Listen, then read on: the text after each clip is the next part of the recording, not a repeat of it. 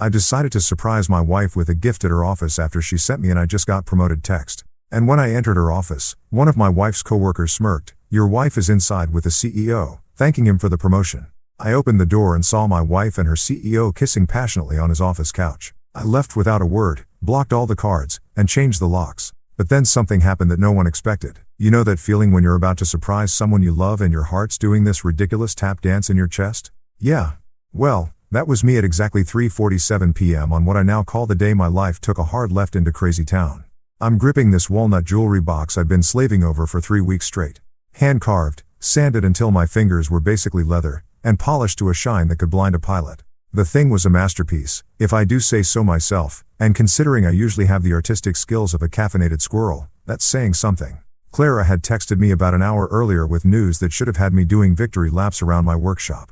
I just got promoted. 4 little words that meant her years of kissing corporate ass and working weekends had finally paid off. My wife, Clara Monroe, had clawed her way up the corporate ladder at Pinnacle Solutions like she was training for the Olympics of office politics. And now she'd made it.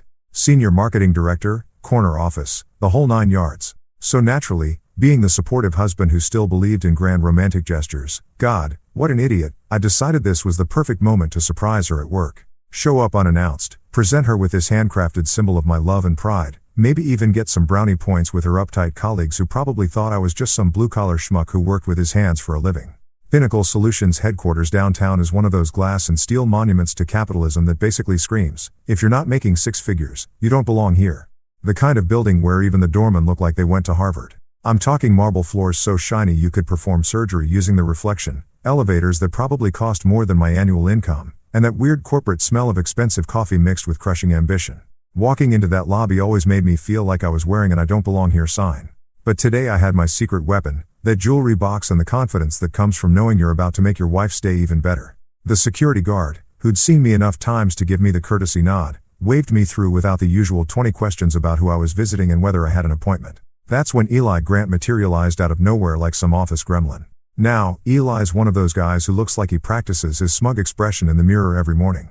He's got that whole "I peaked in college and never got over it" vibe going on, complete with the kind of designer stubble that probably requires a team of professionals to maintain.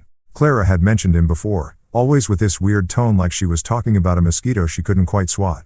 He spotted me the second I stepped off the elevator on the 15th floor.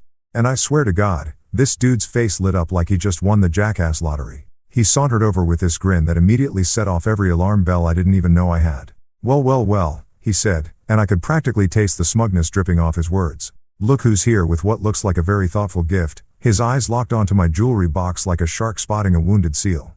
"You know, your wife's inside with the CEO right now, thanking him for the promotion." Now, here's the thing about the way Eli said, "thanking." He put this little emphasis on it, this tiny verbal wink that made the words sound absolutely filthy, like he was sharing some inside joke that I wasn't quite getting yet. My stomach did this weird flip-flop thing, but I pushed it down because, come on, this is Clara we're talking about. My wife of 6 years, the woman who still left me little notes in my lunch bag. "Yeah, she told me about the promotion," I said, trying to keep my voice steady. Figured I'd surprise her. Eli's grin got wider, which I didn't think was physically possible. "Oh, she'll definitely be surprised to see you." Then he just stood there watching me like I was some kind of entertainment, waiting for the show to start.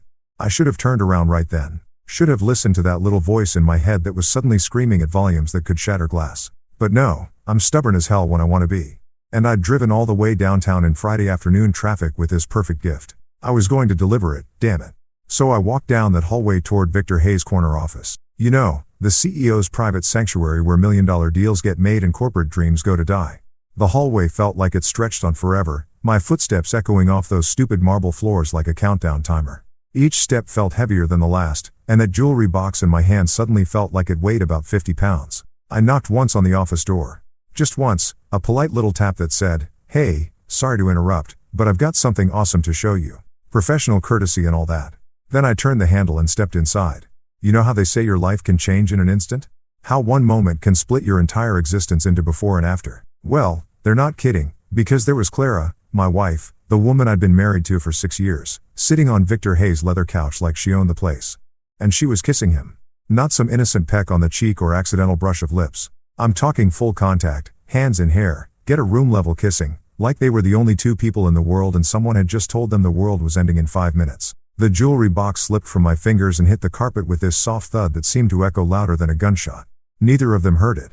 They were too busy exploring each other's tonsils to notice that Clara's husband had just walked into their little private celebration. I stood there for exactly 3 seconds. I know because I counted them later, replaying the moment over and over in my head like some kind of masochistic highlight reel. 3 seconds of watching my marriage implode in real time. 3 seconds of feeling like someone had just ripped my chest open and showed me that my heart was actually made of tissue paper. Then I did the only thing that made sense in that moment. I turned around and walked away. No dramatic confrontation. No shouting match about betrayal and broken vows. No throwing that jewelry box at Victor's smug face, though God knows I wanted to. I just picked up my gift, turned on my heel, and walked out of that office like I was sleepwalking. The elevator ride down felt like falling through space. 15 floors of complete numbness, watching those little numbers tick down while my brain tried to process what I'd just witnessed. The lobby, the security guard's wave, the revolving door, all of it felt like I was watching someone else's life through a fog. And then I was standing on the sidewalk, surrounded by the usual downtown chaos of car horns and rushed conversations and the smell of hot dog vendors, feeling like I'd just been pushed off a cliff and was still waiting to hit the ground. The jewelry box was still in my hand, this beautiful symbol of love and commitment that now felt like evidence of just how stupid I'd been. That's when it hit me, my marriage wasn't just over. It had been over for a while, and I'd been the only one too blind to see it coming. The drive home was like being trapped in some weird autopilot nightmare where my hands knew exactly what to do, but my brain had basically checked out and gone fishing. I don't remember hitting a single red light. Don't remember changing lanes. Don't even remember starting the damn car. But somehow I ended up in my driveway, staring at the house that suddenly looked like it belonged to strangers. You know that thing your brain does when it's trying to protect you from completely losing your shit, where it just keeps replaying the same awful moment over and over like a broken record stuck on the worst song ever written. Yeah, that was happening in high-definition surround sound, director's cut extended edition. Clara's lips on Victor's, her hands in his hair, the way she looked so completely comfortable, like this wasn't her first rodeo in his office. Like maybe this had been going on for a while and I'd been walking around with a giant clueless husband sign taped to my back. But here's the thing about shock, eventually, it wears off, and what's underneath isn't pretty. What's underneath is pure, concentrated rage mixed with a clarity so sharp it could cut glass. And suddenly, sitting in my driveway with that stupid jewelry box still mocking me from the passenger seat, I knew exactly what I needed to do. No confrontation, no dramatic speeches about betrayal and broken trust. No tearful arguments about how we could work through this if we just tried hard enough. Screw all that Lifetime movie bullshit. This was going to be surgical, clean, efficient. The kind of response that would make Sun Tzu proud. I walked into our house, my house, as it was about to become, and fired up my laptop. First stop, our joint checking account, the one where my paychecks had been automatically deposited for the past 6 years. The one Clara used for her little shopping sprees and fancy dinners with clients who apparently included her CEO. Funny how those client dinners made so much more sense now. Balance, $47,382.15. Not bad for a couple who'd been saving up for a kitchen renovation. Well, guess what? The kitchen was about to get a different kind of makeover. I transferred every single penny into my personal account, the one Clara didn't have access to because she'd always insisted we keep things simple with just the joint account. Simple, right?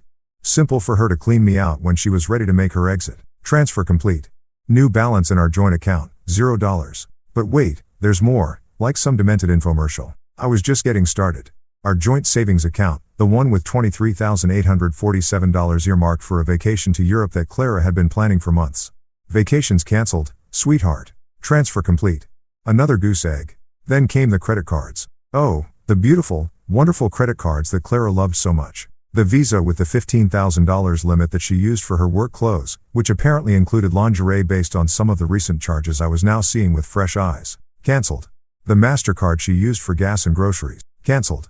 The store cards for Nordstrom, Macy's, and that overpriced boutique downtown where a scarf costs more than my monthly truck payment. Cancelled, and super cancelled. Each phone call was like therapy. Yes, I'd like to cancel this card immediately. No, it's not lost or stolen. I just don't need it anymore. The customer service reps were so chipper and helpful, probably thinking they were talking to some guy doing a little financial spring cleaning. If only they knew they were helping orchestrate the most satisfying revenge plot of the decade. But the real masterpiece was yet to come. See, Clara had this thing about convenience. She loved having everything automated, everything seamless, everything handled by someone else so she could focus on more important things, like, apparently, making out with her boss. So over the years, she'd linked everything to those credit cards I'd just turned into expensive plastic rectangles. Netflix, gone. Amazon Prime, sayonara. Spotify Premium, enjoy the ads. Baby. That fancy grocery delivery service where she ordered $200 worth of organic whatever twice a week? Sorry, payment method declined. The monthly flower subscription that made our house look like a funeral home, wilted. Her gym membership at that bougie place with the eucalyptus towels and complimentary smoothies. Time to find a new place to do those yoga poses she was probably practicing for Victor. And here's the beautiful part, I wasn't stealing anything. This was all my money, my income, my hard work paying for the lifestyle of a woman who'd been playing me like a fiddle while I danced to her tune like some lovesick puppet. Every penny I was moving had come from my paychecks, my overtime, my weekends spent fixing other people's houses so we could afford the life Clara wanted. The locks were next. I called my buddy Jimmy who runs a locksmith business and told him I needed a full rekey tonight. Emergency rates, whatever it took. Jimmy's good people. Doesn't ask too many questions when a friend sounds like he's been hit by a truck. He showed up around 8 o'clock with his van full of hardware and his no-nonsense attitude. Locked yourself out? He asked, though something in his tone suggested he knew this wasn't about lost keys. Something like that, I said, watching him work his magic on the front door. Need to make sure only the right people can get in. Jimmy nodded like that made perfect sense and got to work. 20 minutes later, I had a shiny new set of keys, and Clara's old ones were about as useful as chocolate teapots. The house that had been our sanctuary was now my fortress. That's when it hit me that I couldn't actually stay there tonight. Not because I was afraid Clara would show up, hell, let her try to get in with her old keys, but because every corner of this place was infected with memories I wasn't ready to deal with. The couch where we used to watch movies. The kitchen table where we'd planned our future. The bedroom where, well, let's just say I wasn't ready for that particular minefield. So I grabbed a duffel bag and threw in enough clothes for a few days, my toothbrush, and that damn jewelry box because I still couldn't figure out what to do with it. Throwing it away felt like admitting defeat, but keeping it felt like torturing myself. Decisions for another day.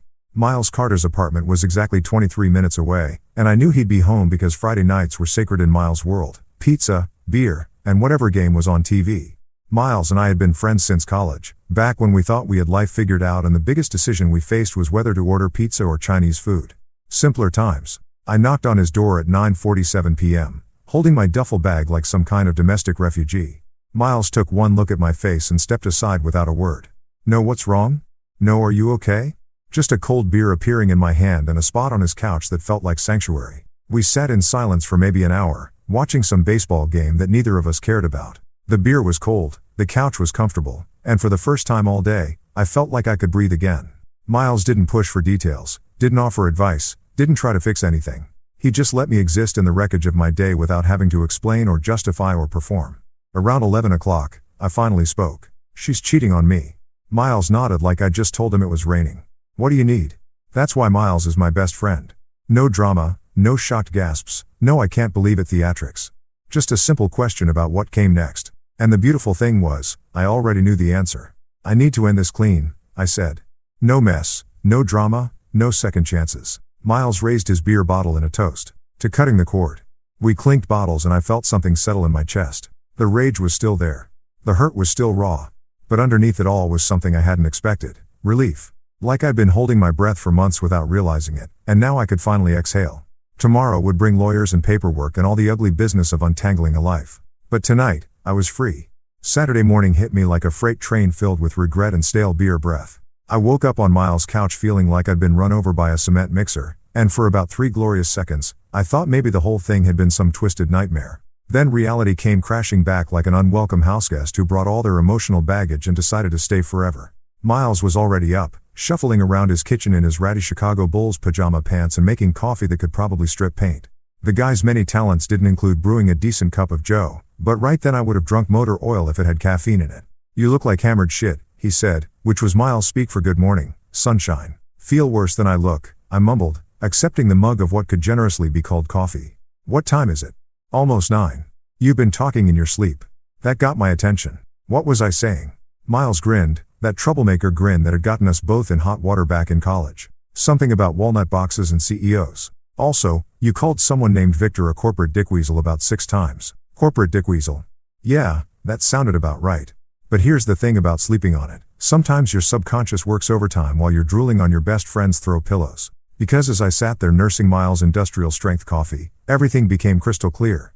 This wasn't just about catching Clara in a lip lock with her boss. This felt bigger, more calculated. Like maybe what I'd witnessed wasn't some spontaneous moment of passion, but the visible tip of a much uglier iceberg. Clara wasn't the type for spontaneous anything.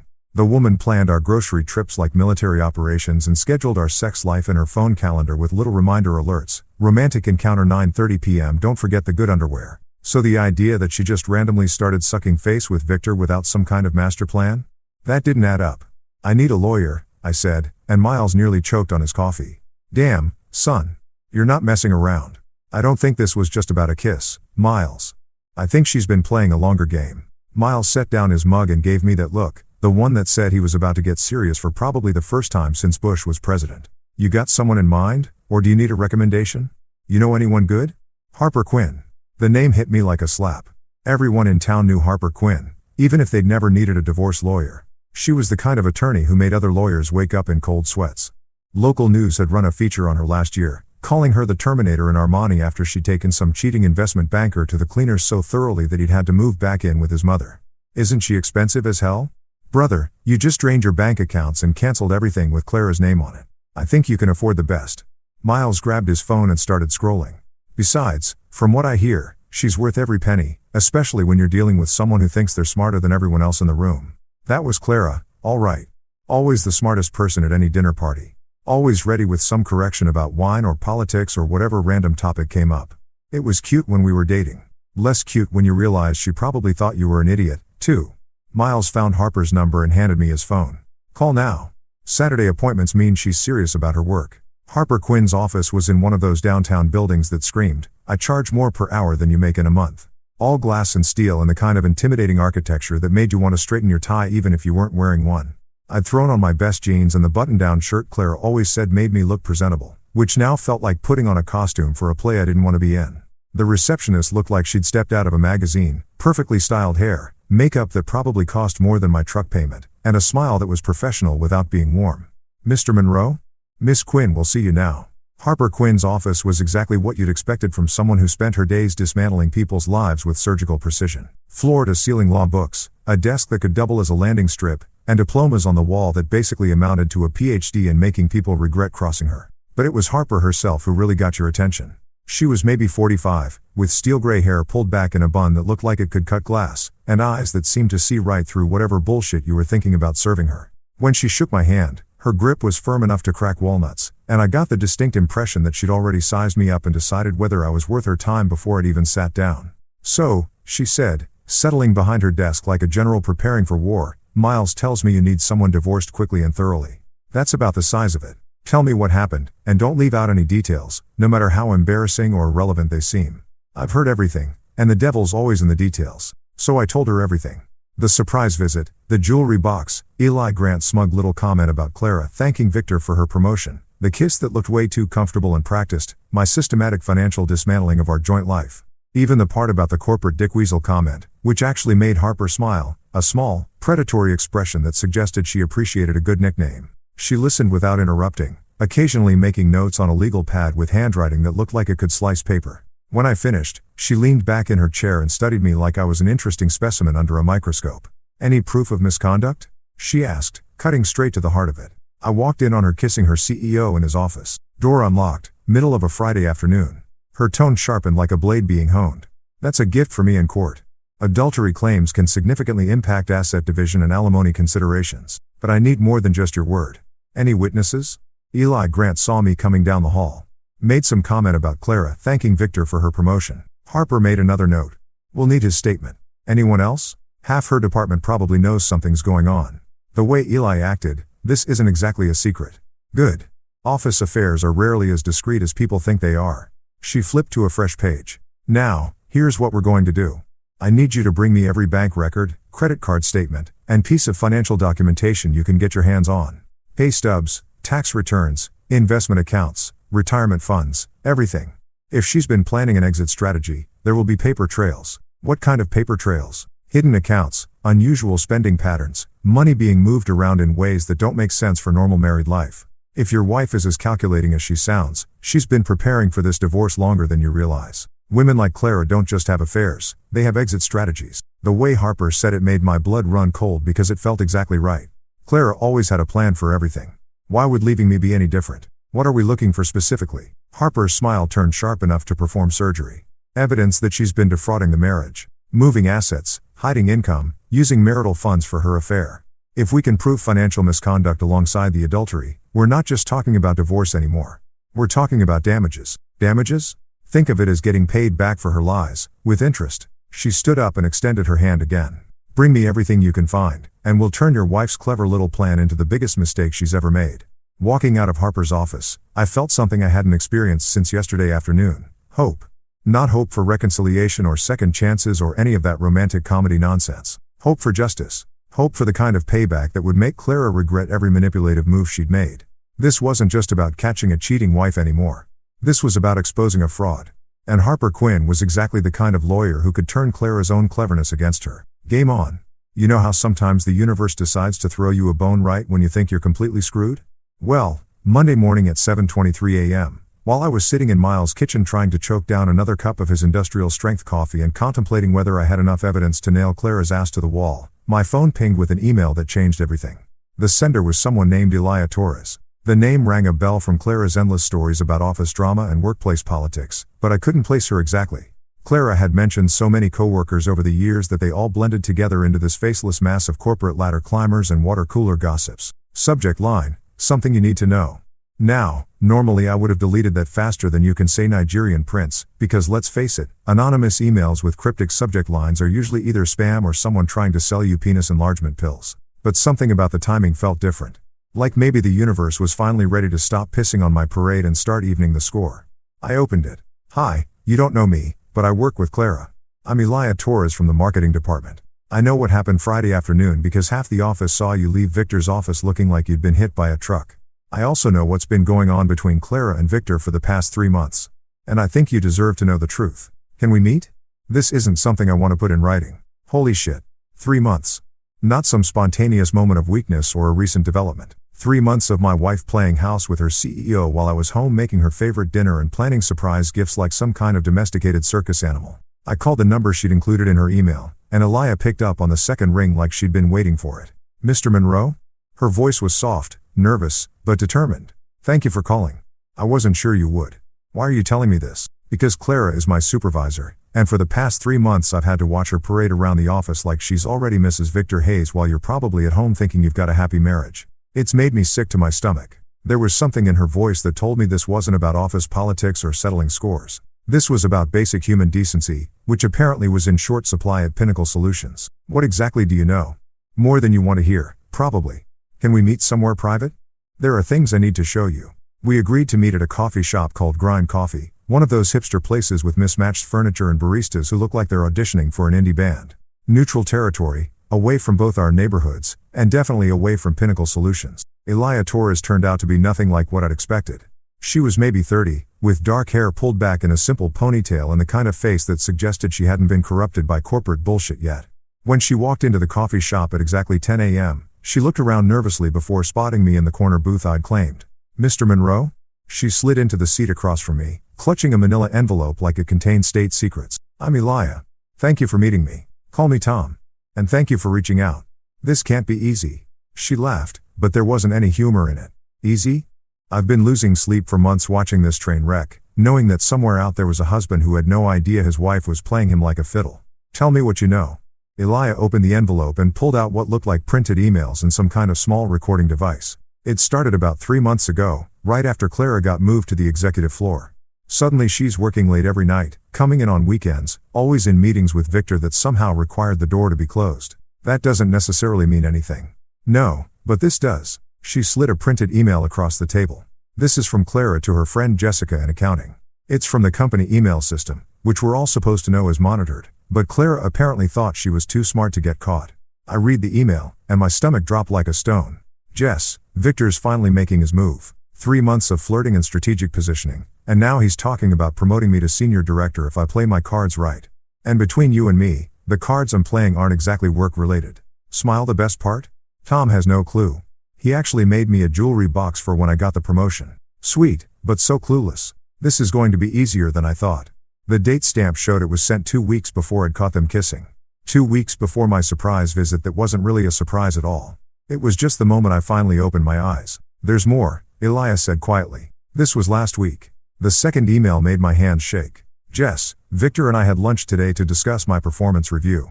LOL. He's basically promised me senior director plus a nice bonus if I keep him happy.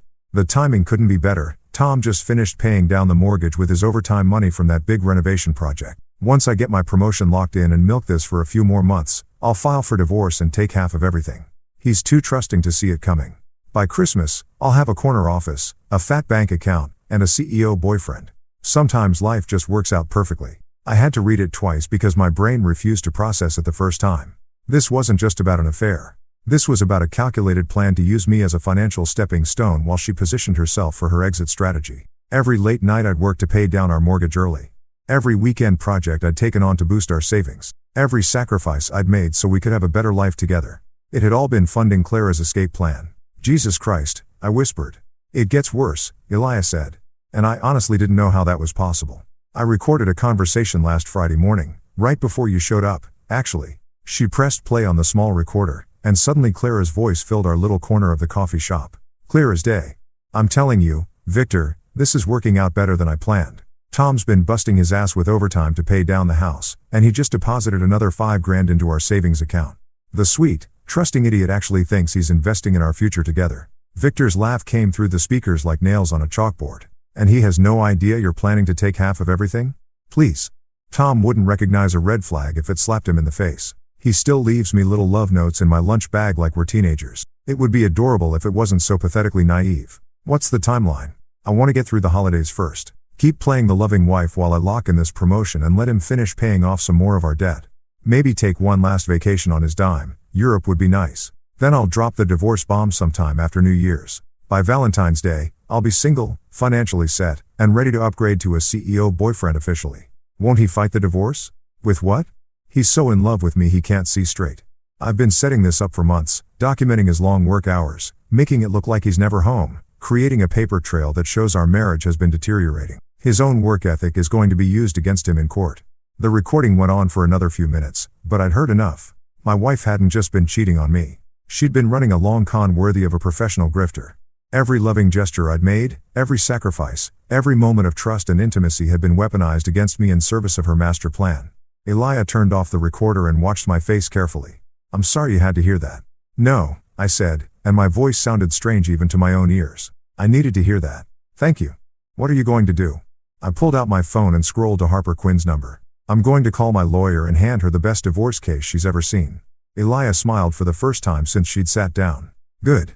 Clara's gotten away with this kind of manipulation for too long. It's time someone called her on it. As I dialed Harper's number, I felt something settle in my chest that I hadn't felt since Friday afternoon. Certainty. Not just about ending my marriage, but about making sure Clara's clever little plan backfired in the most spectacular way possible. The kiss I'd witnessed wasn't the crime. It was just the evidence. The real crime was the months of calculated fraud, emotional manipulation, and theft that had led up to it. And now I had proof. Harper Quinn's voice when I called her sounded like Christmas morning, 4th of July, and winning the lottery all rolled into one beautiful, terrifying package. You've got recordings? Actual recordings of her discussing financial fraud? Crystal clear audio of her talking about using my money to fund her exit strategy while she plays house with her CEO. Get to my office now. Cancel whatever you're doing today because we're about to build a case that'll make legal history in this town. 30 minutes later, I was back in Harper's war room, watching her transform from intimidating attorney into something that resembled a shark that had just caught the scent of blood in the water. She'd called in her paralegal, a sharp-eyed woman named Sarah, who looked like she could organize the invasion of Normandy while simultaneously solving a Rubik's Cube. Play it again, Harper said, leaning forward as Elijah's recording filled the office for the third time. Every time Clara's voice said something particularly damning, Harper would make a note with the intensity of a surgeon marking exactly where to make the incision. The sweet, trusting idiot actually thinks he's investing in our future together. Harper paused the recording. There. Right there. She's admitting to intentional deception regarding the use of marital assets. That's textbook fraud. Is that enough? Oh, honey, we're just getting started. She turned to Sarah. Pull up the financial records he brought in last week. I want to cross-reference every transaction with the timeline she's laid out in these recordings. What followed was 3 hours of the most satisfying detective work I'd ever witnessed. Sarah spread out bank statements, credit card bills, and financial documents across Harper's conference table like she was assembling a puzzle that would spell out Clara's doom in 12-point Times New Roman font. Look at this, Sarah said, pointing to a series of credit card charges from September. Expensive lingerie purchases, high-end restaurants, weekend trips to that boutique hotel downtown, all charged to the joint account during the same period she was telling Victor about her strategic positioning. Harper studied the statements with the focus of a jeweler examining a diamond. She was using marital funds to finance her affair. Every dinner with Victor, every piece of lingerie for their little rendezvous, every romantic gesture, all paid for with your money. What about this? I pointed to a series of transfers I'd noticed but never questioned. Small amounts, $500 here, $1,000 there, moved from our joint savings into an account I didn't recognize. Sarah pulled up the bank records on her laptop. Personal savings account opened 4 months ago. Sole ownership, Clara Monroe. Current balance, $14,847. She's been skimming, Harper said, and her smile could have powered a small city. Creating a secret nest egg while pretending to build your future together. How much of this money came from your income? I did the math in my head, going back through months of overtime shifts and weekend projects. About 90%, maybe more. Beautiful. Absolutely beautiful. Harper leaned back in her chair like she was savoring a fine wine. We've got adultery, financial fraud, hidden assets, and premeditated theft of marital property. Oh, and let's not forget conspiracy to commit fraud with her lovely CEO boyfriend. Conspiracy? Victor knew about her plan. He was actively participating in it. That makes him a co-conspirator in the financial fraud. Harper's eyes lit up like she'd just discovered fire. We can go after both of them. Sarah pulled out another folder. I did some digging into Pinnacle Solutions employee handbook and ethics policies. Relationships between executives and subordinates require disclosure to HR and legal. There's no record of any such disclosure, which means Victor violated company policy while using his position to facilitate Clara's fraud. Harper was practically purring. This keeps getting better. We spent the next hour documenting everything. The timeline of Clara's affair mapped against her financial behavior. The pattern of marital funds being used to finance her relationship with Victor. The secret account where she'd been parking money stolen from our joint finances. The recordings that proved intent and premeditation. What about her promotion? I asked. She got senior marketing director right around the time this all started. Harper and Sarah exchanged a look that made me think they were communicating telepathically. Sarah, pull up Pinnacle's promotion guidelines and salary information. Already on it. Sarah's fingers flew across her keyboard. Senior marketing director position became available in August. Clara was promoted in September, which coincidentally matches the timeline of her first recorded conversations about playing her cards right. So she literally slept her way into a promotion using my money to finance the seduction. That's exactly what she did, Harper said. And it's going to cost her everything. Sarah handed me a legal pad covered in her neat handwriting. Here's what we've documented so far. Financial manipulation. $47,382 in joint account funds used without consent to finance an extramarital affair. Evidence includes restaurant receipts, hotel charges, and luxury purchases during the period of the affair. Hidden assets, $14,847 in a secret personal account funded through systematic transfer of marital assets without spousal knowledge or consent. Premeditated fraud, audio recordings proving Clara's intent to use marital resources to fund her exit strategy while maintaining the pretense of a loving marriage. Conspiracy with Victor Hayes, evidence of Victor's knowledge and participation in Clara's plan to defraud the marriage while using his corporate position to provide financial benefits through promotion and bonus structures. Violation of employment ethics, undisclosed relationship between supervisor and subordinate resulting in financial benefit to the subordinate. Theft of marital property, systematic removal of funds from joint accounts for personal use while hiding the existence of those funds from spouse. This isn't just a divorce case anymore, Harper said, organizing the documents into neat stacks. This is fraud, theft, conspiracy, and probably a dozen other things I'll think of before we're done. We're not just divorcing her, we're going to make her pay for every lie she told and every dollar she stole. What kind of damages are we talking about? Harper smiled that predatory smile I was learning to love. At minimum, return of all stolen funds plus interest, potentially punitive damages for the fraud. And given the premeditated nature of her scheme, we're going for full asset forfeiture. She planned to take half of everything. Now she'll be lucky to leave with the clothes on her back. Can we really do that? Honey, with evidence like this, we can do whatever we want. Clara thought she was the smartest person in the room, but she made one crucial mistake. What's that? She documented everything. Every email, every recording, every financial transaction, it's all evidence of her intent to defraud. She built her own case against herself and handed it to us on a silver platter. Sarah gathered up the financial documents and started organizing them into file folders. I'll have the formal filing ready by tomorrow morning. Full divorce petition with fraud claims, asset recovery, and damages. What about Victor? Harper's smile turned absolutely vicious. Oh, we're going after him too. Civil suit for his role in the conspiracy. Plus, I'll be having a little conversation with Pinnacle's board of directors about their CEO's creative interpretation of company ethics policies. Standing up to leave, I felt something I hadn't experienced in years, the intoxicating rush of being completely, utterly in control of my own destiny. Clara had spent months planning my destruction, using my own love and trust against me like weapons. But now the tables had turned, and her own cleverness was about to become the instrument of her downfall. "One more thing," Harper said as I reached the door. "Don't contact Clara. Don't respond to her calls or texts. Let her wonder what's coming. The longer she thinks she's gotten away with this, the more satisfying it'll be when reality hits." Walking out of Harper's office, I felt like I was floating. Clara wanted to play games? Fine. Let's see how she liked playing against someone who knew all her moves before she made them. Game on, sweetheart. Game on. The beautiful thing about letting someone hang themselves with their own rope is that they'll do most of the work for you. All you have to do is sit back, stay quiet, and watch them tie knot after knot until they've created their own noose. And Clara, well, she was about to give a masterclass in self-destruction. It started Tuesday morning at 6:47 a.m. with a text that made me nearly choke on Miles' battery acid coffee. "Where the hell are you? Your truck isn't in the driveway, and none of my cards are working." I stared at the message for a solid 30 seconds, savoring every letter like it was aged whiskey. So she'd finally tried to buy something and discovered that her plastic fantastic lifestyle had been suddenly and permanently discontinued. Part of me wanted to text back something sarcastic like, "Welcome to the real world, sweetheart." But Harper's advice echoed in my head, "Don't contact Clara. Let her wonder what's coming." So I deleted the text and poured myself another cup of Miles' industrial strength wake-up juice. Text number 2 came 20 minutes later. "Tom, this isn't funny. Call me back. We need to talk."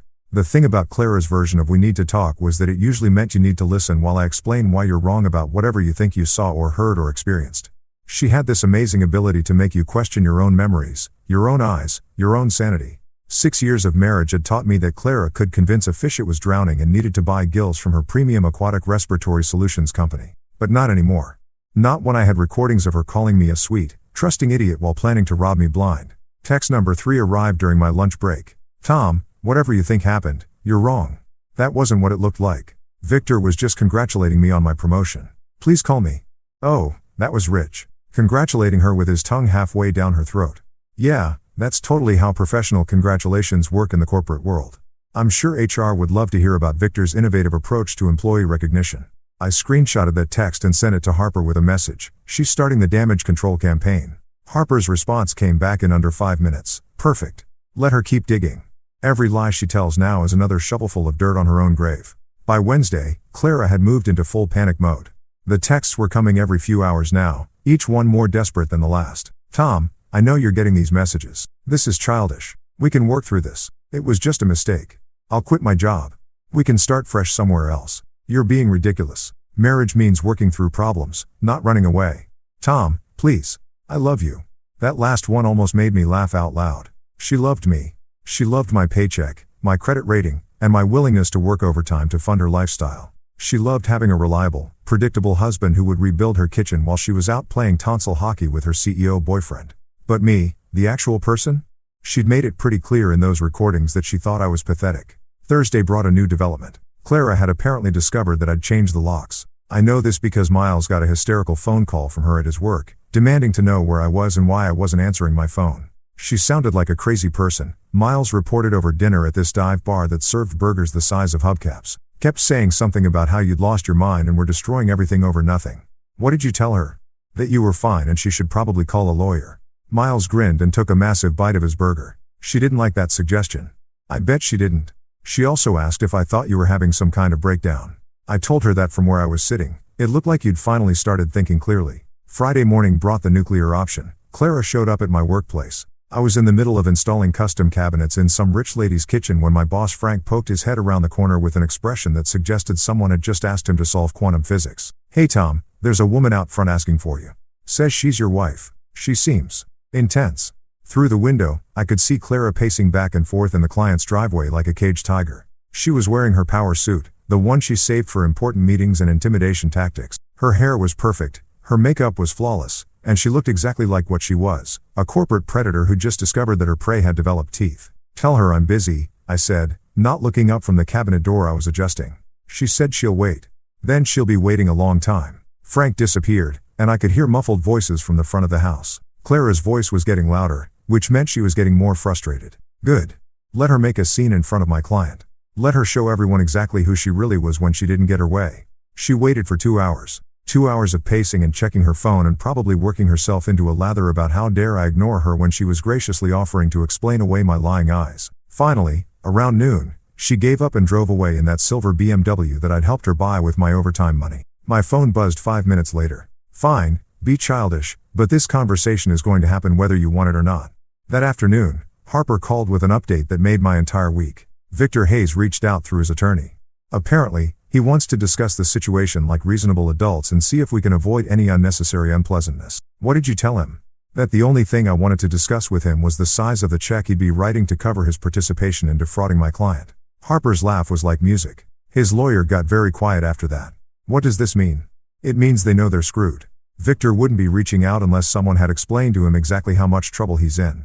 CEOs don't worry about affairs. They worry about fraud charges and board investigations. That evening, Miles and I were watching a baseball game when my phone exploded with what could only be described as Clara's complete and total meltdown via text message. You've lost your mind over what? A kiss? Are you serious? I've given you 6 years of my life. You're destroying our marriage over nothing. Victor means nothing to me. It was just work stress. You're throwing away everything we built together. I can't believe you're being this petty. Everyone thinks you've gone crazy. This is emotional abuse. I'm calling your sister. She needs to know what you're doing. You'll regret this when you come to your senses. 23 messages in the span of 40 minutes. Each one more unhinged than the last. I screenshotted every single one and forwarded them to Harper. Her response: she's having a breakdown. This is beautiful. Keep ignoring her. The more desperate she gets, the more mistakes she'll make. Miles read over my shoulder and shook his head. Damn, brother. She's really losing it. Good, I said, and I meant it. Let her lose it. Let her call everyone we know and tell them how crazy I am for being upset about catching her cheating. Let her explain to her friends and family why her cards don't work and why she can't get into her own house. Let her dig that hole so deep she needs a ladder to see daylight. The final text of the night came at 11:43 p.m. I know you still love me. We can fix this. Just call me. I turned off my phone and went to sleep on Miles's couch with a smile on my face. Because for the first time in months, maybe years, I wasn't the one scrambling to fix something that Clara had broken. I wasn't the one making excuses or adjustments or sacrifices to keep our marriage running smoothly. Clara wanted to talk. She wanted to explain. She wanted to fix things. Too bad. Her time for explanations had expired the moment I walked into Victor's office and saw her true face. Now she could experience what it felt like to be powerless, to have no control, to watch everything she'd carefully planned fall apart around her. And the best part? She was doing most of the work herself. The call came on Monday morning while I was eating what had become my standard breakfast of Miles's experimental coffee and whatever cereal hadn't expired in his bachelor pad kitchen. Harper's voice on the phone had that particular edge that meant someone was about to have a very bad day, and for once in my life that someone wasn't going to be me.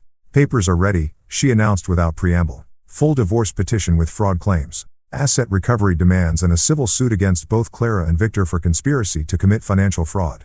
It's a thing of beauty, Tom. Absolutely devastating. When do we file? Already filed.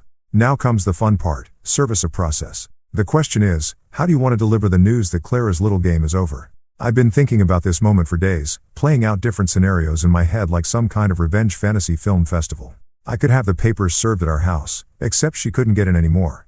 I could have them delivered to her at some restaurant or coffee shop, but that felt too private, too easy for her to control the narrative afterward. Then it hit me like a lightning bolt of pure poetic justice. Her office, I said. During business hours, in front of her colleagues. Harper's delighted laughter came through the phone like Christmas morning. Oh, you beautiful vindictive man. I love it. Public humiliation right where she thought she was untouchable. Can we do that legally? Absolutely. Process servers can deliver papers anywhere the recipient can be lawfully found. Her workplace during business hours is perfectly legitimate. Plus, given that her workplace is where she committed the fraud, there's a certain symmetry to it. I want to be there. That's not usually recommended. I want to see her face when she realizes that her sweet, trusting idiot husband just checkmated her in front of half her department. There was a pause. Then Harper's voice came back with what sounded suspiciously like pride. You know what? You've earned this moment. I'll coordinate with the process server. Friday at 2 p.m. the lunch crowd will be coming back from their fancy corporate lunches. Maximum witnesses. Friday couldn't come fast enough. I spent the week in this weird state of anticipation, like waiting for the finale of the world's most satisfying TV show. Clara's texts had slowed down after her Monday night meltdown, which probably meant she was regrouping, trying to figure out a new strategy. Maybe she thought I was cooling off, that I'd eventually come crawling back like I had after every other fight we'd had over the years. Poor deluded Clara. She was about to learn that this wasn't a fight. This was a war, and she'd been fighting it alone while I assembled an army. Friday morning, I met with Harper one final time to review the documents. Seeing everything laid out in legal language was like watching Clara's entire scheme translated into her death warrant. Every lie she'd told, every dollar she'd stolen, every recorded word from her own mouth, It was all there in black and white, ready to destroy the carefully constructed life she'd built on fraud and deception. Divorce petition with claims for fraud and asset recovery. Harper read from the cover page like she was announcing the winner of an award. Clara Monroe versus reality. Spoiler alert, reality wins. The process server was a guy named Rick who looked like he'd been doing this job for about 1,000 years. He had the kind of face that suggested he'd seen every possible human reaction to bad news and found most of them mildly entertaining. "You sure you want to witness this?" he asked as we stood in the lobby of Pinnacle Solutions. "Sometimes it gets messy." "I'm counting on it." We took the elevator to the 15th floor, that same elevator I'd ridden a week and a half ago, carrying a jewelry box and enough naive optimism to power a small city.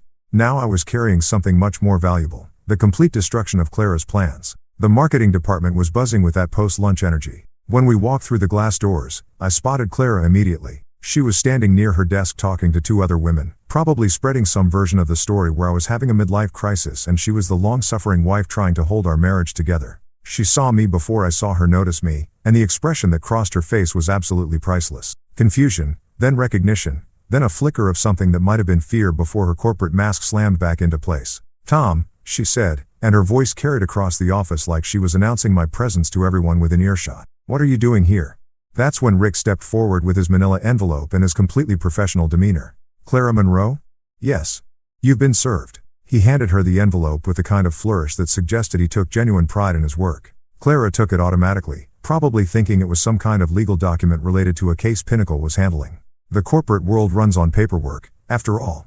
But then she opened it and started reading, and I got to watch in real time as her face went through more expressions than a theater major's final exam.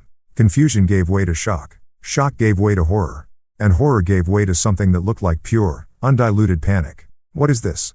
she whispered, but her voice carried in the sudden silence that had fallen over the marketing department. Apparently, watching your supervisor get served legal papers was more interesting than whatever spreadsheets they'd been pretending to work on. I stepped forward, and when I spoke, I made sure my voice was loud enough for everyone to hear. "That's a divorce petition, Clara, along with fraud charges and a civil suit for theft of marital assets. Thought you should know that your sweet, trusting idiot husband finally figured out your game." The color drained from her face like someone had pulled a plug. She flipped through the pages, and I could see her recognizing the bank statements, the email printouts, the transcripts of her recorded conversations, all of it laid out in excruciating detail. Every piece of her carefully planned fraud exposed for the legal system to examine. "Tom, this is," she started, but I cut her off. "This is what happens when you underestimate someone, sweetheart. You thought I was too stupid to see what you were doing, too trusting to protect myself. Turns out you were wrong about a lot of things." That's when Victor appeared, probably drawn by the commotion like a moth to a flame. He took one look at the papers in Clara's hands, then at the process server, then at me standing there with the expression of a man who just won the lottery. "What's going on here?" he demanded, trying to inject some CEO authority into his voice. Rick, bless his professional heart, had another envelope ready. "Victor Hayes?" "Yes. You've been served." And just like that, Victor Hayes, CEO of Pinnacle Solutions, was standing in his own office lobby holding papers that detailed his participation in conspiracy to commit fraud and about 6 other charges that Harper had dreamed up during her more creative moments. The silence in the marketing department was so complete you could have heard a pin drop in the next county. 20-some corporate professionals were getting a front-row seat to the spectacular implosion of their supervisor and their CEO. And judging by the expressions on their faces, this was better entertainment than anything they'd seen since Janet from accounting got caught using the company credit card to buy her kids' baseball equipment. Clara was still staring at the papers like they were written in ancient Sumerian. "You can't do this," she finally managed. "Actually, I can," I said. And I just did. "See, the thing about fraud, Clara, is that it's illegal. Even when you're really, really clever about it. Even when you document your plans in emails and record yourself bragging about how easy it's going to be." Victor was reading his own papers now, and his face had gone from its usual corporate tan to something approaching the color of old oatmeal. "This is ridiculous. We'll fight this."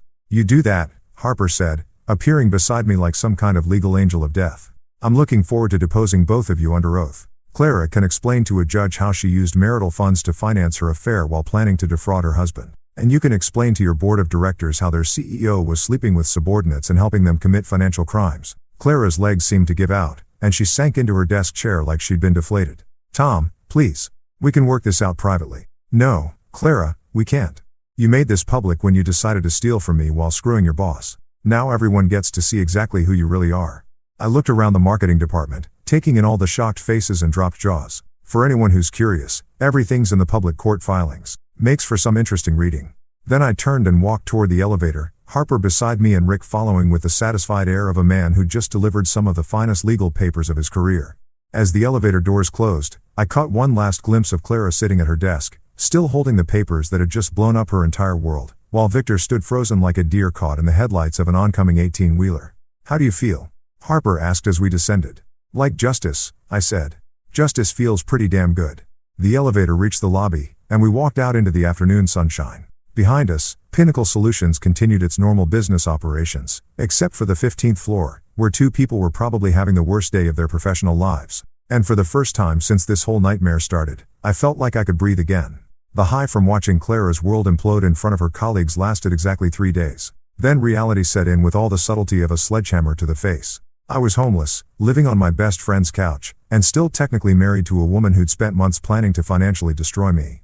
The house that had been our home for 4 years was sitting empty, locked up tight, but still full of memories I wasn't ready to face and furniture that reminded me of a life that had been built on lies. So Tuesday morning, while nursing what had become my standard breakfast of Miles's industrial strength coffee and existential dread, I made a decision that felt both terrifying and liberating. I was going to sell the house. All of it. Every stick of furniture, every carefully chosen decoration, every shared memory that had been tainted by Clara's betrayal. Sophie Lambert had been our realtor when we bought the place, back when Clara and I still believed we were building something real together. Sophie was one of those people who could sell ice to Eskimos while making them feel grateful for the opportunity. She had this way of talking about houses like they were living, breathing entities with personalities and destinies, which had seemed charming when we were buying but now felt like exactly what I needed. I called her from Miles's kitchen, pacing around his tiny living room while I waited for her to pick up. "Tom Monroe." Sophie's voice came through the phone like sunshine and optimism had a baby. "How are you? How's Clara? How's the house treating you?" "That's actually why I'm calling, Sophie. I need to sell." There was a pause that lasted just long enough for me to hear the wheels turning in her head. Sophie had been in real estate for 15 years, which meant she'd seen every possible reason why people suddenly needed to sell their dream homes. She was probably mentally running through the greatest hits: job loss, financial trouble, divorce, death in the family, or the always popular "we realized we hate each other and this house has become a monument to our mutual misery." "I see," she said carefully. "Is this a time-sensitive situation?" "You could say that. I need it gone fast. And I mean everything. House, furniture, lawn ornaments, the works. I want to walk away with nothing but a check and the clothes on my back." Another pause. Sophie was definitely in therapist mode now, probably trying to figure out how to handle a client who sounded like he was either having a breakdown or making the most rational decision of his life. "Tom, can I ask, is everything okay?" "Everything's about to be okay, Sophie. But first, I need to get rid of every reminder of the last 6 years of my life." "Oh." And in that single syllable, I could hear Sophie's extensive experience with divorce sales clicking into place. "I understand completely. Let me ask you this, are we talking about a get the best possible price situation, or more of a get this done quickly before I burn it all down situation?" Option B, definitely option B. Sophie's laugh was warm and completely without judgment. "Honey, you wouldn't believe how often I get calls like this. Let me tell you something. Keeping a house that makes you itch every time you look at it is like keeping a shirt that doesn't fit and reminds you of every bad decision you've ever made. Sometimes the healthiest thing you can do is walk away." And just like that, Sophie Lambert became my new favorite person. No questions about whether I was sure. No suggestions that I might want to wait and think it over. No platitudes about how time heals all wounds. Just practical, straightforward advice from someone who understood that sometimes you need to burn the bridge to stop yourself from going back across it. "When can you come look at it?" "How about this afternoon? I can meet you there at 2, take some pictures, and we'll have it listed by tomorrow morning." 3 hours later, I was standing in the driveway of the house I'd thought would be my forever home, watching Sophie walk around with her camera and her tablet, turning our former sanctuary into a commodity. It was weird seeing the place through her eyes, not as the home where Clara and I had planned our future, but as 2,400 square feet of sellable real estate in a good neighborhood with decent schools and a 2-car garage. "Curb appeal is fantastic," Sophie murmured, snapping photos of the front yard I'd spent countless weekends perfecting. "New roof, updated windows, mature landscaping. This is going to move fast." Walking through the front door felt like entering a museum dedicated to someone else's life. Everything was exactly where Clara and I had left it. Her coffee mug still in the sink from that last Friday morning. My weekend project notes still scattered across the kitchen counter. The throw pillows on the couch still arranged the way she liked them. It was like a snapshot of a marriage frozen at the exact moment it died. "Nice hardwood floors," Sophie said, her heels clicking across the living room. "Original crown molding, updated kitchen, good natural light. What are you thinking for price point?" "Whatever gets it sold fastest. I'm not looking to maximize profit here, Sophie. I'm looking to maximize closure." She nodded and made a note on her tablet. I respect that.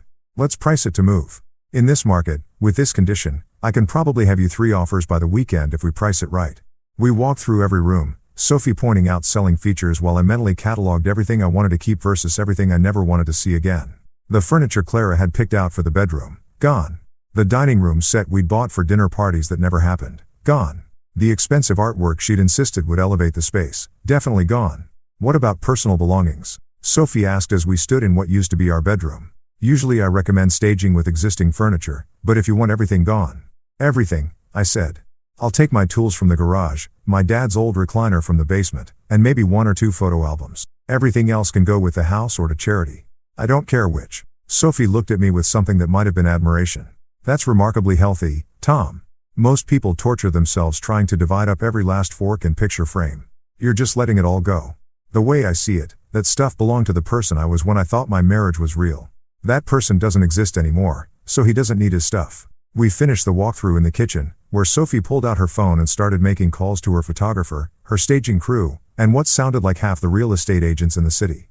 This was Sophie in her element, turning emotional devastation into a smooth, efficient business transaction. Photographer tomorrow morning, listing goes live tomorrow afternoon, she announced. I'm thinking open house this weekend, and with any luck, we'll have multiple offers by Monday. That fast? Honey, you'd be amazed how quickly houses move when people aren't emotionally attached to every doorknob and paint color. Plus, you're priced to sell, the house is gorgeous, and the market's hot. This is going to be like throwing chum to sharks. As Sophie packed up her things, I took one last walk through the house alone. Each room told the story of a different version of myself, the guy who'd believed in forever, who'd worked overtime to pay down the mortgage early, who'd thought he was building something permanent with someone who loved him. That guy had been an idiot, but he'd been a hopeful idiot.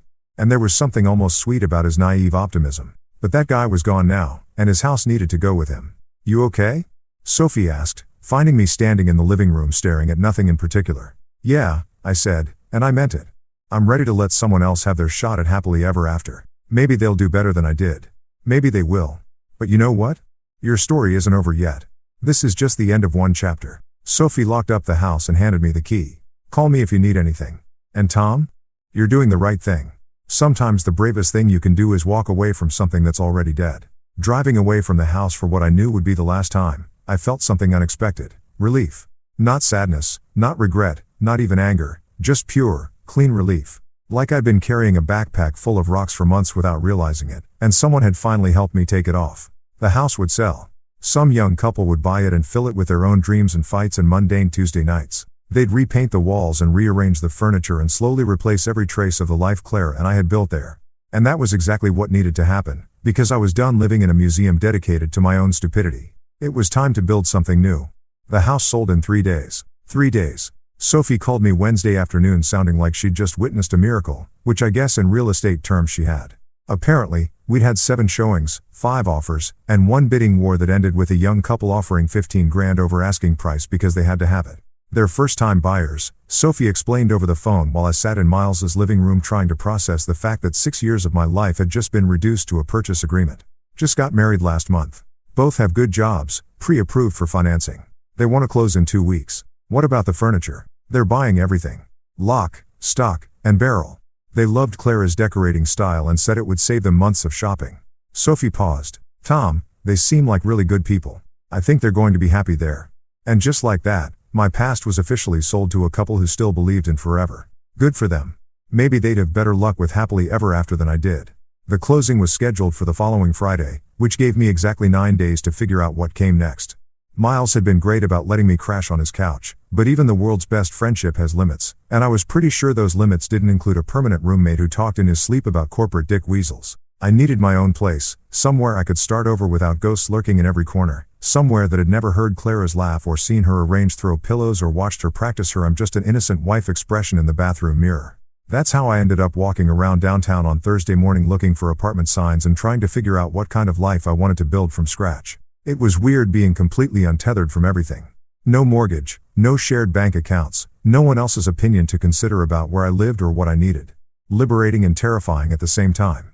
I was walking down Harbor Street, checking out a loft space above what looked like an antique shop, when I literally ran into my future. Well, technically I almost ran into her, but the end result was the same. She was carrying a 40-pound sack of coffee beans like it weighed nothing, Which should have been my first clue that this wasn't your average coffee shop owner. I was looking up at apartment windows instead of watching where I was going, and we nearly collided right in front of harbor grounds. "Whoa there, speedster," she said, adjusting her grip on the coffee sack with a grin that could have powered the entire downtown district. "You trying to start a one-man stampede, or just practicing your urban obstacle course skills?" "Sorry," I said, feeling like an idiot. I wasn't paying attention. No harm done. But next time you might want to watch where you're going instead of staring at Mrs. Patterson's apartment windows like you're casing the joint. She nodded toward the second floor. "Unless you're actually interested in renting from her, in which case I should warn you that she's got 3 cats, plays polka music at volumes that violate several noise ordinances, and her idea of modern plumbing involves a bucket and good intentions." I laughed despite myself. "Good to know. I'm actually looking for a place." "Well, you're in luck." She shifted the coffee sack to her other shoulder. "I've got a loft space available right here above my shop. 1 bedroom, decent kitchen, and the best perk in town, unlimited access to coffee that doesn't taste like it was brewed with motor oil and regret." That's when I really looked at her. She was maybe 35, with auburn hair pulled back in a messy bun that somehow looked intentional, and eyes that suggested she found most of life mildly amusing. She had the kind of face that made you want to hear her opinion about things, even if you didn't know what things yet. "You own this place?" Renee Calder, proprietor of Harbor Grounds and occasional savior of caffeine-deprived souls. She stuck out her hand, which was surprisingly strong for someone who probably spent most of her day making lattes. "And you are?" "Tom Monroe, professional furniture installer and recent expert on starting over." "Oh." Something in her expression shifted, like she'd just placed me in a mental category labeled people who've been through some shit. "Fresh start, huh?" "Something like that." "Well, Tom Monroe, why don't you help me get this coffee upstairs, and I'll show you the loft. Fair warning, it's not fancy, but it's clean, quiet, and comes with a landlord who minds her own business and makes a mean cappuccino." The loft was perfect, not because it was luxurious or impressive, but because it was completely, utterly neutral. White walls, hardwood floors, big windows that let in actual sunlight, and absolutely zero history. No memories lurking in the corners. No ghosts hiding in the closets. No emotional baggage crammed into the kitchen cabinets. Previous tenant was an artist, Renee explained as we walked through the space. Moved to Portland because apparently that's where artists go to discover themselves and develop expensive coffee habits. Left it in good shape, though.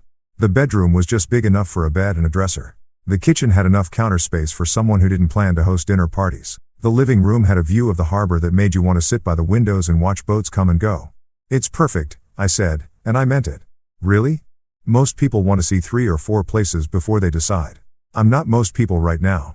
I'm someone who needs a place that doesn't come with a history. Renee leaned against the kitchen counter and studied me with those eyes that seemed to see more than they should. "Bad breakup? Epic life implosion. The kind that makes you question everything you thought you knew about yourself and everyone else." "Ah, one of those." She nodded like she'd been there herself. "Well, this place is good for starting over." The artist who lived here said it helped her figure out who she was when she wasn't trying to be who everyone else expected her to be. We worked out the details over coffee downstairs, first month's rent, security deposit, when I could move in. Renee's coffee shop was exactly what you'd want a neighborhood place to be. Mismatched chairs, local artwork on the walls, the kind of atmosphere that made you want to bring a book and stay for hours. "So what's your story?" I asked, settling into a chair that looked like it had been rescued from someone's grandmother's dining room. "Divorced 3 years ago from a guy who thought my coffee shop was a cute hobby until he realized I was making more money than his accounting firm." Renee's smile had an edge to it. "Turns out some men don't handle it well when their wives are more successful than they are." His loss. Damn right it was. Best thing that ever happened to me, actually, forced me to figure out who I was when I wasn't trying to make someone else happy all the time. We sat in comfortable silence for a while, watching the afternoon crowd drift in and out, regulars who knew Renee by name, students with laptops who bought 1 coffee and stayed for hours, business people grabbing their afternoon caffeine fix. It felt like a real neighborhood, the kind of place where people actually knew each other. "Can I ask you something?" Renee said as I was getting ready to leave. "Shoot. What happened to make you need to start over?" I thought about giving her the short version, the sanitized explanation that wouldn't make me sound like a complete fool, but something about her straightforward manner made me want to be honest. "I found out my wife was cheating on me with her CEO while planning to divorce me and take half of everything I'd worked for. Turns out 6 years of marriage was just her long-term financial strategy." Renee winced. "Ouch. That's not just a breakup. That's a betrayal with a business plan."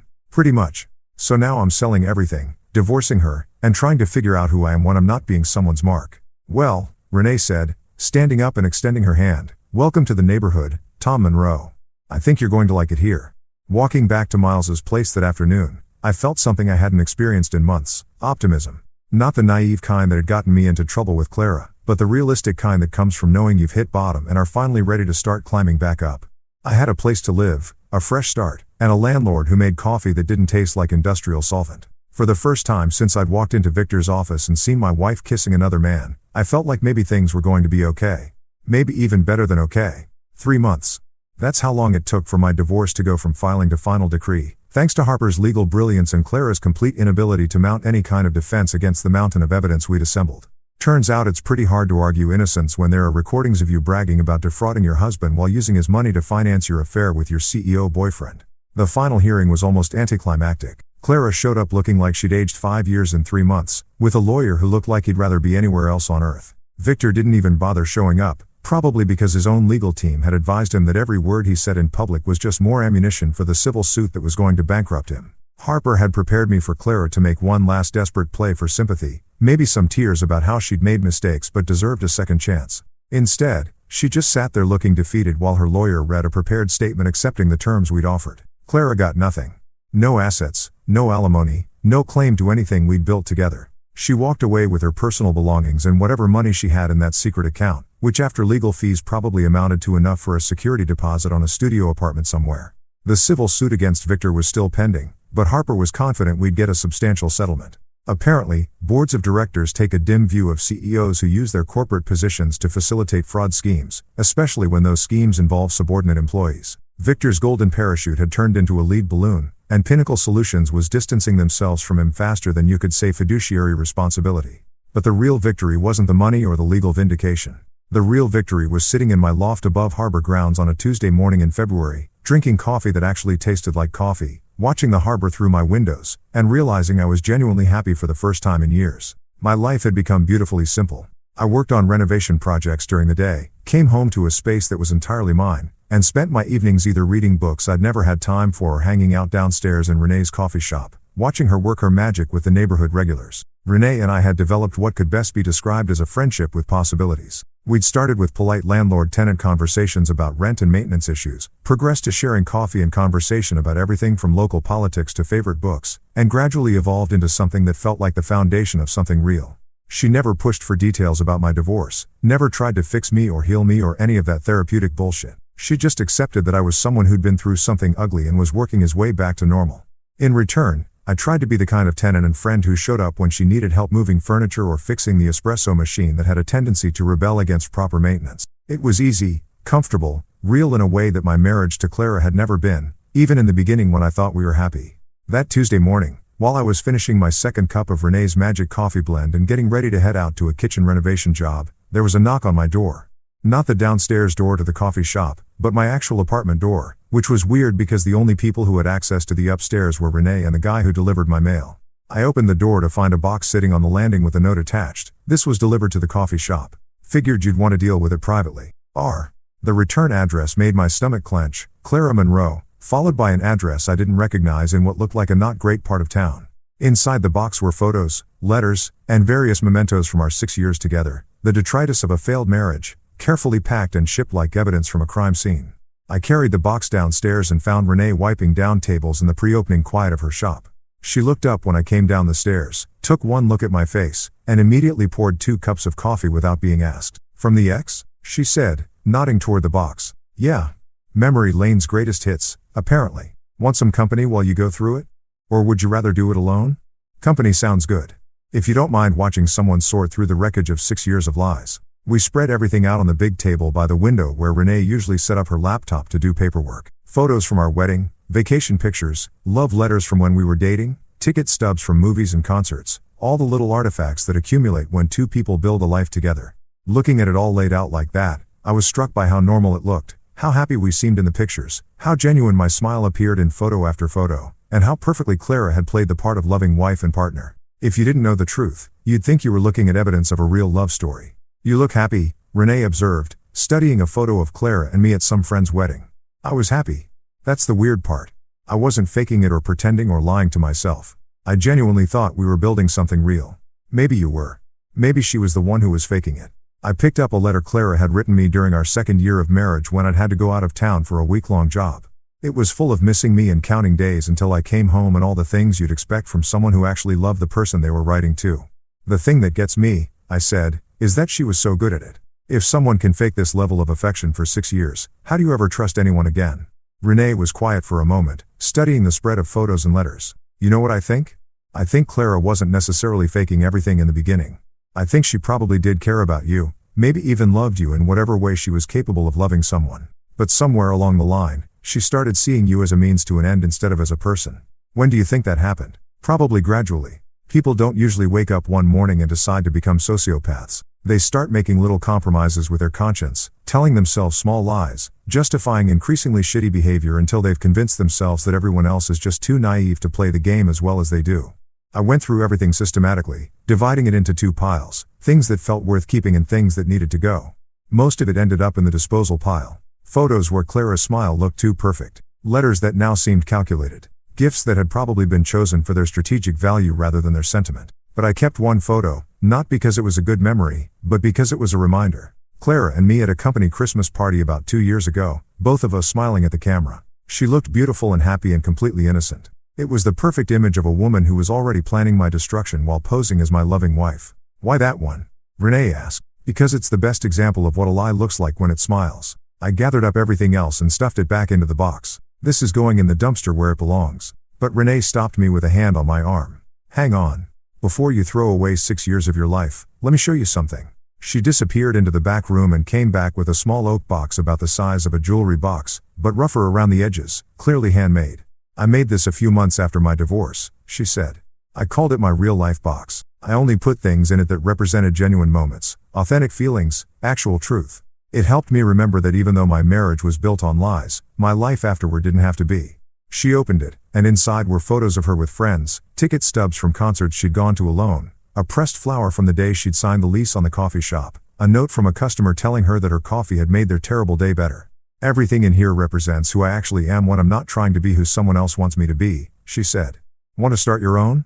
That's when I remembered the walnut jewelry box, the one I'd made for Clara's promotion. The one that had been in my hands when I discovered her betrayal. The one I'd been carrying around like some kind of talisman of my own stupidity. Actually, I said, I think I have just the thing. I went upstairs and brought down the jewelry box, that perfect symbol of misplaced love and naive trust. But looking at it now, I realized it wasn't a symbol of my failure. It was a symbol of my capacity to create something beautiful, to put time and care and skill into making something meaningful for someone I loved. The fact that Clara hadn't deserved it didn't diminish the craftsmanship or the intention behind it. You made this? Renee asked, running her fingers over the smooth walnut finish. For her promotion. The one she got by sleeping with her boss. It's beautiful, Tom. Really beautiful. I opened the box and put in the photo of Clara, my reminder of what lies look like when they smile. Then I added my loft lease because it represented my independence. A photo Miles had taken of us at a Cubs game last month because it represented real friendship.